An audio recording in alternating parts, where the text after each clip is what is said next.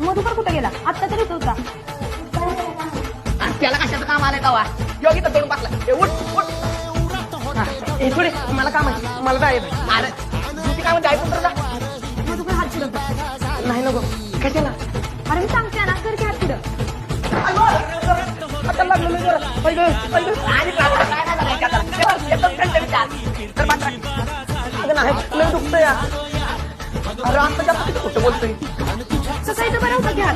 अगं ते आता पेन खाली पडला ना ते उचलायचं तो बँक लय जोरात लागला लय दुखतंय थोडे आज राखी